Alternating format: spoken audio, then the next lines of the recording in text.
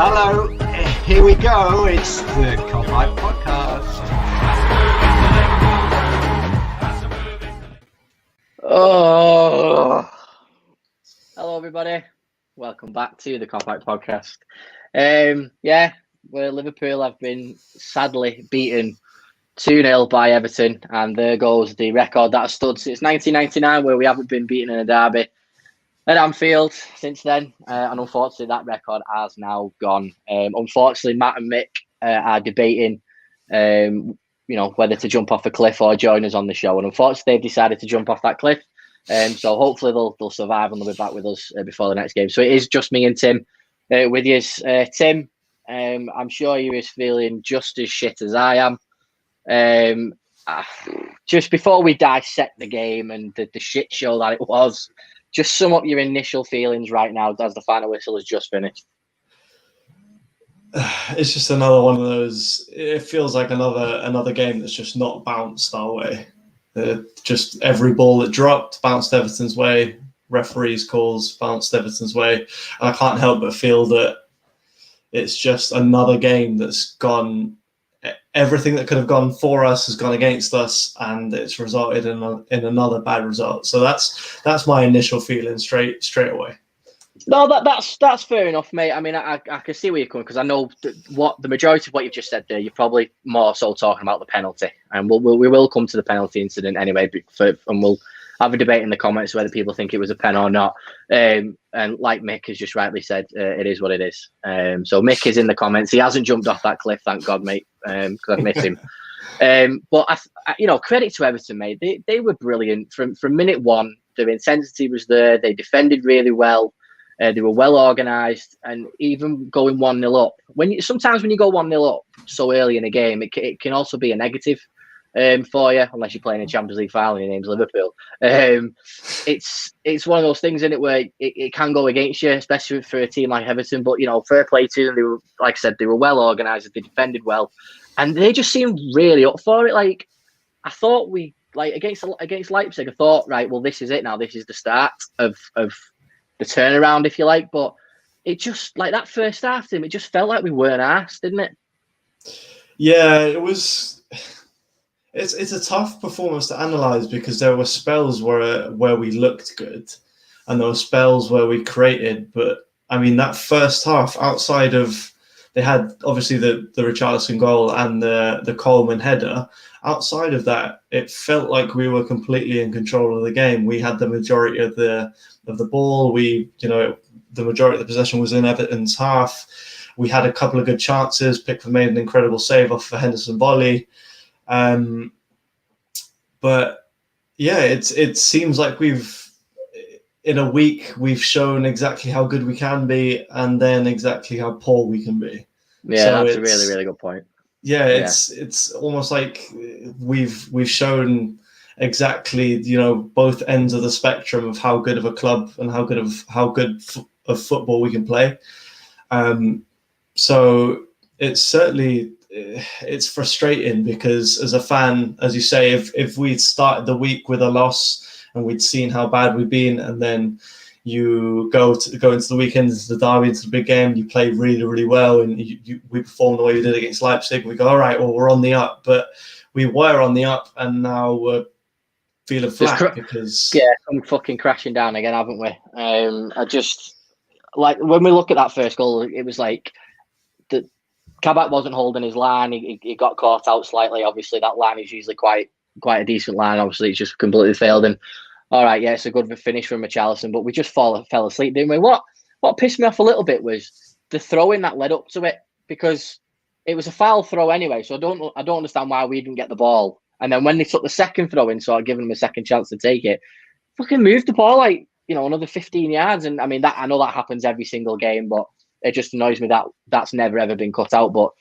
say la vie with that shit, you can't really moan too much, because there was still plenty of play for us to defend that ball. So, but going 1-0 down in the first 3 minutes is just, you could then see how the game was going to go, because I can't remember last time we went 1-0 down and won a game. Last season, if that had have happened and we go 1-0 down, I would have always felt confident. Oh, fuck it, no, we'll still win this game. I'm confident. But as soon as that happened, I was like, right, another 87 minutes. Nah, it's not happening. Yeah, it's one of them, isn't it? I knew how you kind of felt that you knew how the game was going to go after. Yeah, we went 1-0 down, and I know a lot of people were pointing the finger at Kabak at having he was facing the wrong way, but for me, I mean, Mike Redpins hit the nail on the head there. For me, I think the midfield was slow to react to the ball. James Rodriguez had time to bring the ball down and play a pass. That's not normal for a Liverpool midfield. Normally they close the guy down by the time they brought it down, and I think they kind of left Kabak out on a bit of an island because he was the only guy in front of Rodriguez. He didn't have anyone else that he played a ball past. So it looked like he was caught between two minds, whether to close down Kabak, to close down Rodriguez, or to go with the run with Richarlison. So I understand why he kind of hesitated, but at the end of the day, credit where credit's due. Richarlison, good finish, good run behind, nice little ball.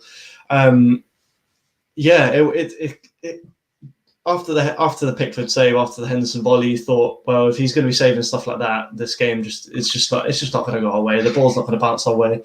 Henderson's just hit a weldy into the corner, and Pickford's stretched to make a fantastic save. And if Pickford's going to have a day like that, you're really not going to win a game. So yeah, that's a good point. Mick said in our WhatsApp group, didn't he, that Pickford must have been doing his arm stretches.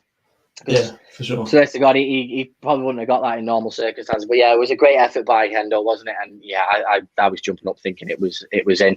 But speaking of Henderson, mate, that was just a massive blow, wasn't it? At the end of the day, you'd look at it and you just think, right, if Henderson's going off, it's another centre-back injury, and it shouldn't be because he's a fucking midfielder. So we're now even further away from getting the midfield that we want. We thought we were on our way back to getting it. And then as soon as Endo goes off, again, what little hope I had, it had just disappeared even more then. Yeah, it was absolutely gutting to see Henderson kind of writhing in pain like that. I thought it was just a regular tackle. I thought he just clipped his heels and he went over, and I thought, okay, regular. And then they zoomed in on Henderson, and you could tell instantly that he was that wasn't a clip in the heels. And obviously they showed the replay, and there wasn't much contact. For him to go down, it was obviously a hamstring pull. It was a good sign to see him come onto the pitch and jog around a bit. Hopefully it's not as bad as initially thought. Maybe it's kind of a light strain rather than a full pull. Or but yeah, I just got in to see the captain go down. Not only because it's the captain, but because he's playing out of position, filling in at centre back. And it's another injury in that position. You just get the feeling that anyone who steps into that position is just going to end up injured at this rate. Be it we've seen Van Dijk get injured, we've seen Gomez get injured, we've seen Matip get injured, we've seen Fabinho get injured, we've seen Henderson get injured, all in the space of 5 months, 6 months. It's absolutely bonkers to think that amount of injuries could happen to a position specifically, because outside of that, we've had bad luck with our injuries. The likes of Keita and Mane and Salah have seen time out and stuff. But just to see an injury specified to a position is absolutely crazy. Yeah, no, it is, mate. And to be fair, I just want to comment on what Gary's just put there. I think that's aimed at me of what I said before. You hope disappear and put an actual centre back at centre back. Well, yes, Gary, it did, because if we had an actual centre back at the beginning of the game, Henderson would be in midfield, and then he's probably not making that driving run away from the Everton forward to not make that injury. So when Henderson doesn't play, we usually don't win a game of football, Gary. That's the point I'm trying to make, is losing Hendo and that influence, especially in the Merseyside derby, mate. That's what I meant. Of course, when Phillips, came on, I thought Phillips did really, really well. I thought Phillips and Kabak did work well together. Everton weren't causes that many problems with the two centre-halves back. So, Gary, I'm not saying that I was pissed off the fact that a centre-back went in against another centre-back. Of course I'm not. But when Henderson's not on the pitch, we do lose that. And, losing that something, and our 18th centre-back pairing coming on, it's just like, well, is this going to work? Because clearly the other 17 hasn't worked. And that's what I meant, Gary. I wasn't saying it a case of like, oh, fucking hell, we might as well just give up. It wasn't a case of that, mate. But hopefully I've explained myself there for you, pal.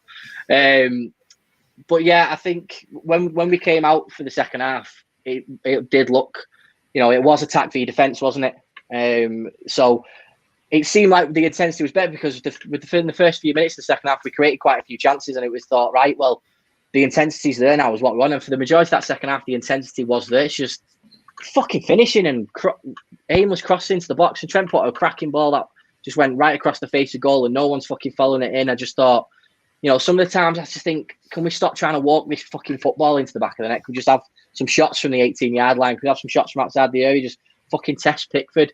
And then some of the shots were fucking wayward. There's a couple of times that we had a few shots, especially the Firmino one. I thought, oh, it's deflected for a corner. No, it was just a rat fucking shit of a shot. But again, focus on the positive of it. There was a little more intensity in that second half. It felt like they had a kick up the arse, hadn't it? Yeah, it kind of felt for the opening kind of 15, 20 minutes that a goal was coming. And after that 15, 20 minute spell of creating chances and Pickford, he made a good save one-on-one with Salah. He was very close at the time. He did well to close him down. You kind of thought, oh, we're going to get back in this game. This is looking more like the Liverpool we're used to. And then around the 70th minute kind of time, all the intensity kind of died out, and it looked like we all lost our legs. And we just, after the 70th minute, we just kind of looked devoid of any energy. It looked like we had played the day before rather than on Tuesday. So, yeah. And listen, Everton played a game on Wednesday against Man City. It's not like they had a week off. So it was surprising to see. I know obviously they were doing a little bit less running because they were sat at the back. And to be fair to them, they defended very, very well. Keane was superb. He made a couple of huge tackles. Let's just call it what it is. He single-handedly stopped two goals by himself because of last-ditch tackles he put in. So it's massively frustrating because you could see the creation there, you could see the chances fall to our feet, but we couldn't put them away again. Yeah, and again, it's I struggle to think what is the reason why, because sometimes you think that it's the defence that's the issue, but it's like a house of cards. And I'm saying this to my mate during the game. A house of cards is a house of cards for a reason. You take one card out, they're all going to fucking crumble. You take out the likes of Van Dijk, the spine disappears because we're pulling Fabinho and Hendo back, which then stops the fullbacks getting forward because they've got to be a bit more defensive. So they've not got that cushion of Van Dijk. And the whole thing just fucking crumbled all around. But that is no excuse to what we saw today, because it's like Tomo's just said, there was no passion, and it was a bit of a disgraceful performance, and that is just more fucking frustrating. And then the kick in the dick was just the penalty incident. I mean, I know a lot of the boys in the comments have said that it wasn't a penalty. Again, you can't. I don't know how that's a penalty when he's running into Trent. Of course, you're going to fucking trip over a body. Of course, you go into it. So I don't know how that's a penalty. So I thought, well, when he's being told to go to the monitor to have a look, then I'm thinking, right, well, at least VAR since they've seen something, he'd take a look at. Fucking hell. Do you know what? I actually think it was quicker. It was just ridiculous. Go on. He didn't watch the replay. He did not. You can't definitively tell me that he didn't have his mind made up. But as he approached that monitor, he was convinced it was a penalty. He didn't want to hear any different. VAR was obviously looking to overturn it, because that's why they call the referee to the monitor. Because often enough, when they do get called to the monitor, they have a look at it and they go, "Oh, actually, it wasn't a penalty," and then they overturn the decision. It was blatantly obvious. He flicked. I don't even think the replay played. I think he went to the monitor, he had a look, said, "Oh, the pitch is green, penalty." Yeah. Like, it genuinely looked like that. He didn't watch a full replay. I can't believe that referee walked over, watched a full replay, a couple of angles, and then made a decision based off of what he saw. He had already made this decision. He didn't want any part of VAR or what they had to say. That was a penalty from the moment he saw it go over. Was it a penalty? Yeah. Not a fucking chance in hell. Yeah. If that go on. No, go on, mate. Go on. Well, no, I was just. It's frustrating, because how is that a penalty when Trent Alexander-Arnold has made a challenge on the initial shot, made no contact with Calvert-Lewin, and then Calvert-Lewin has fallen over Trent, who can't move. He can't move. It's one of those things where if that happens anywhere else on the pitch, you don't call a foul because the player can't do anything else about it. Often enough, it'll happen with a player standing up, where a guy stands his ground, says, "Go on, you've beat me, I'm going to stand here." A forward runs into him, falls over, and the ref goes, "Get the fuck up, you stupid twat." But because he's gone to the floor, and Calvert-Lewin's fallen over him, chasing over a ball, and fair enough, he's fallen over him. But what can Trent do? It's not an intentional penalty. There's no intention to it, and it is a clear and obvious mistake from the previous decision.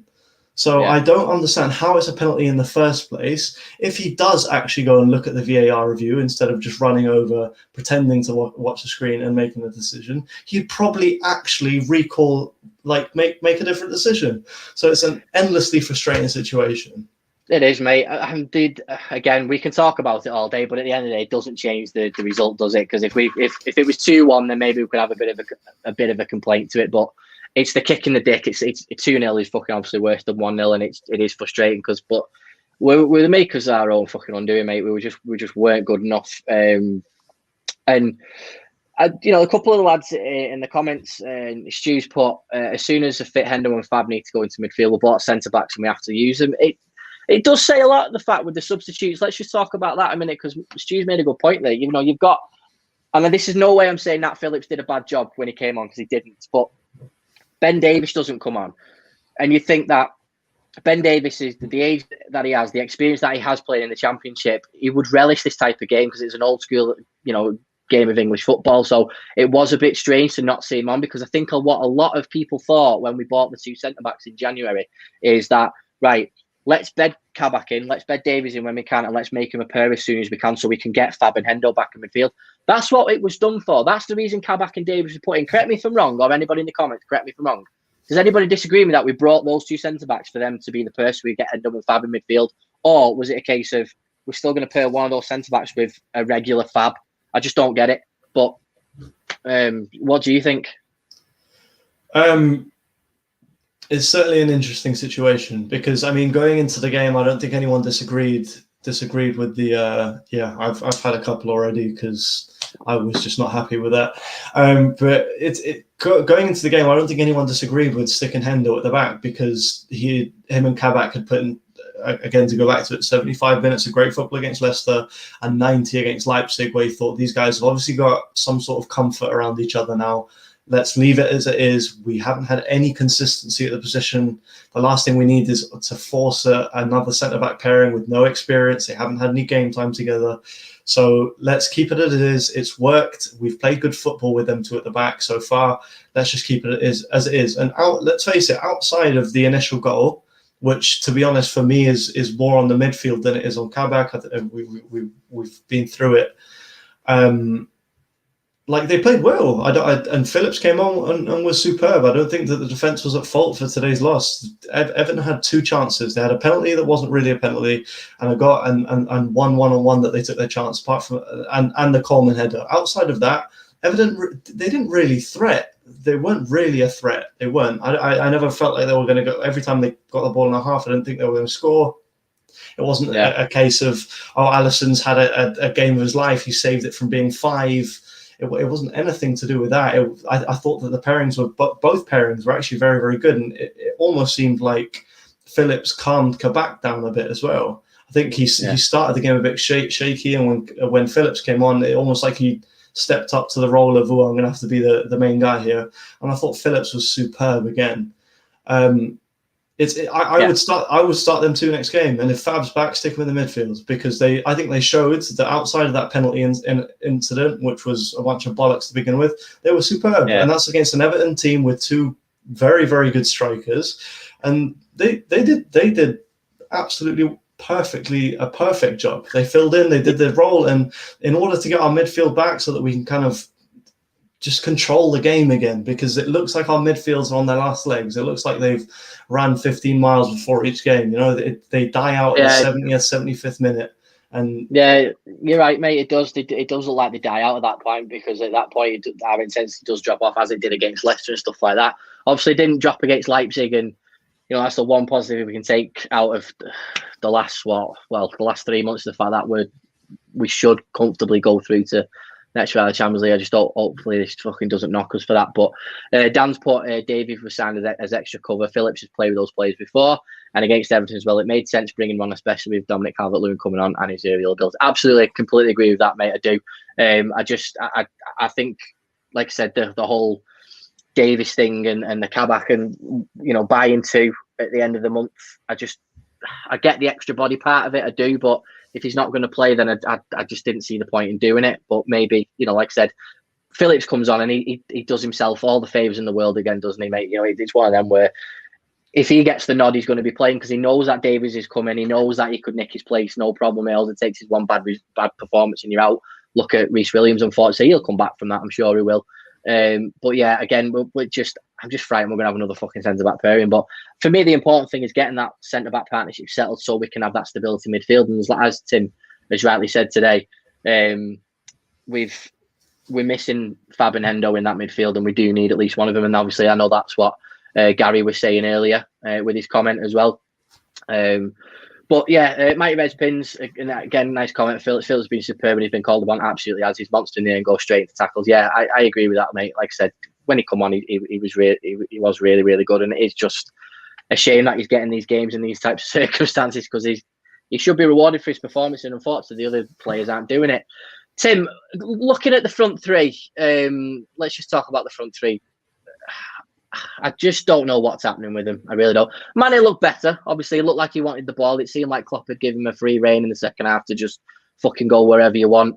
I do feel like the longer this goes on now, the way the game's changed, the way teams are playing against him, we may need to find that out-and-out striker, if you like. But also, on the flip side, when one side of my brain says that, the other one knocks on and goes, hang on, dickhead. Diogo Jota's coming back soon. And that, for me, is, can we just get Jota back right now, please? Because we fucking need him. Yeah, I mean, it's worrying because it seems like every time over the last 2 months that Klopp has talked about Jota, it's been, oh, it's another 2 or 3 weeks. Oh, it's another 2 or 3 weeks. And every 2 or 3 weeks, it's another 2 or 3 weeks. So it's really, really kind of worrying the rate he's coming back at because, I mean, it wasn't in it. He hasn't played since when was the game against Midtjylland? Fucking December, mate. End of November. It's that far back. It feels like it's been ages. Hair. Well, yeah, exactly. So, and I had hair here, like on the sides of my head. So that's true. So yeah, it feels like he's been out forever. I mean, I think Mane was for me, he was good in the sense that he was aggressive in the fact that he wanted the ball. I think that he was lacking quality when he got on it. I think that he left the ball behind too many times. I think Holgate had the better of him pretty much, I think, all night, apart from once or twice. Holgate were brilliant, weren't they? Keane and Holgate were fucking brilliant today. They really were. They just got into when Mane had that shot in just on the edge of the penalty spot, and you just think, right, he's putting it in, and the fucking tackle comes out of nowhere. Honestly, mate, just brilliant. Credit to them. Yeah. I mean, I hate to do it, but you have to give credit where credit is due. Everton defended like it was their only option, you know, and we touched on it. Keane, I think, single-handedly stopped a couple of goals. I think Bobby he struggles to play against teams that stack the deck. I think that he's a guy who thrives on feeding other players, and when that gets taken away from him, he looks like he's a bit lost. I think that he looks like he's lost all his confidence in front of goal. There's a couple of times where you think that, I think the first chance he had where he tried to take it with his right, and again Keane deflects it behind goal, and to be fair, he probably would have finished. I think it was going in. But you think, just take it with your fucking left. Like, it's coming across your body. Keane or Pickford will get absolutely nowhere near it if you hit it with your left. And he tries to open his body and place it back across the ball. And you're thinking, an out-and-out striker puts that away with his left foot into the opposite corner, and it's 1-1. Yeah, and I mean, bro, touch on it there. It's Ben's put perfect way to sum it out. Yeah, perfect way to sum it out. Ben, you're spot on, mate. The worst thing is we got worked out by Everton. We got serious problems. We absolutely did. I just don't know what's going on anymore. I mean, the answer of the top red answer would be, oh well, we've lost Van Dijk and we've lost this and we've lost that, and and I did say it earlier, didn't I? The fact that when you take out the spine of the team, the rest of the shit crumbles. It really does. But attitude is a big thing. And the attitude just isn't there right now. It hasn't been there for a long time. And I really don't know what's going on. Because you could have the fucking best 11 players in the world in your football team, but if the attitude isn't right, you're never going to win fucking football matches. And if you can't get up from Merseyside derby, something's seriously fucking wrong. And the Champions League now has just been elevated in terms of importance times 10. It's just ridiculous. And to be fair, Tomo just said, well, devastated Endo's out now because it could be 3 to 4 weeks if the injury's bad.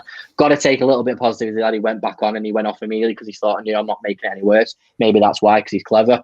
No leader on the pitch, I feel. Yes, it's a good point. My rep is we've got no plan B. We absolutely haven't because our bench options are just shit. But Tim, going forward now, we are right in a top 4 battle now. That just devastates the table even worse for us, considering what's going on in the run of fixtures coming up at the end of the day. You can say, we should be winning that on paper. Should have fucking beat these lot on paper. Should have fucking beat the last fucking lot. It's so frustrating. And now Champions League has to be our sole focus, but you can't be saying, we'll just fucking win number 7 and we'll finish outside the top 4, because there's no guarantees. We've got to still fight on both fronts, really, haven't we? Yeah, I mean, it's interesting because as much as we'd like to say, we'll just concentrate on the Champions League, I think the last thing we need to do is put pressure on Champions League performances. I think that we need to work our way into being comfortably into the top 4 so that we can play free-flowing football in the Champions League, whereas now we're going to go into every Champions League game and this tie against Leipzig isn't over.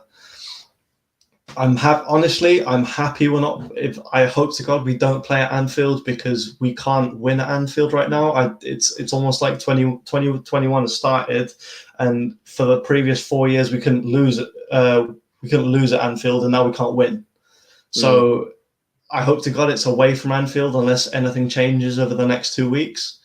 But it's just the last thing you wanted was to go into every Champions League game now with the pressure of, if we get knocked out of this competition, we are not going to play in this competition next year.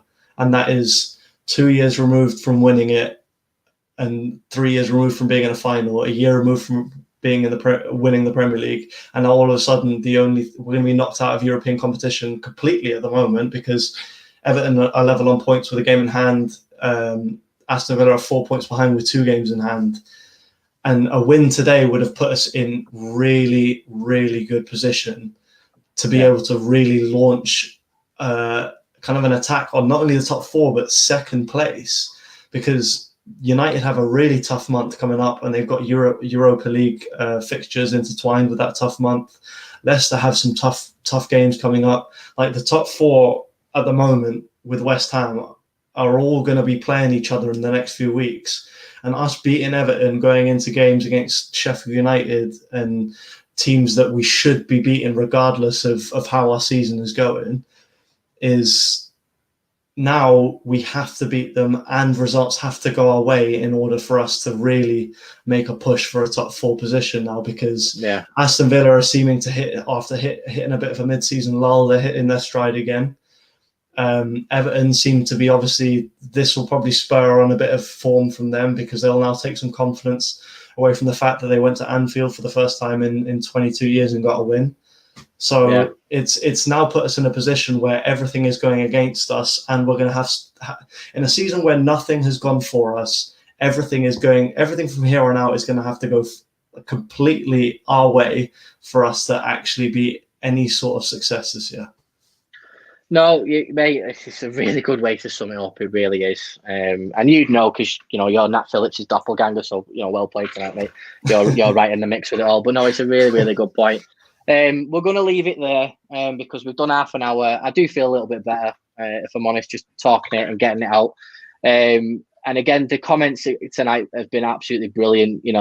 Ben Priest on fire again, as per usual. Nick Moran, don't really know who that is. He came up with some shitty little things saying it is, but I don't know who Mick is. Don't know. He's irrelevant. Martin Barton again. To be fair, I didn't read his come out. It was a good one. No team in world football can cope with the injuries we've had this year. 3 first-choice centre-backs out for the season, and the 2 midfielders replaced are both out too. Absolutely crazy. It's a good comment to finish on. It really is.